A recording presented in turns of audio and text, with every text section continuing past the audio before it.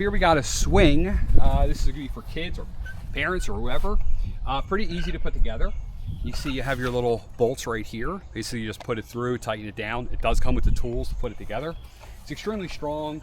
I'm not sure it's made for adults or people my size, but it works. I have it connected to a 4x4 up at the top there. It does connect in with these clips that you can, these are carabiners.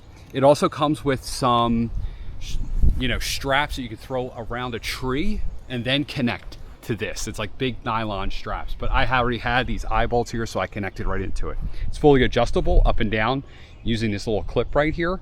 So if you need to bring this further up, you can do that using these clips. There's one on each side. It's got these are like kind of plastic, and yeah, pretty cool. My kids love it. They basically, a couple of them will play in the trampoline, some will be there, or some will be there. So it's definitely a good addition to the backyard. The kids are really enjoying it. It's got pads right here and pretty easy to put together. I mean, I was able to put it together probably in 10 minutes. Like I said, it comes with the tools to assemble it.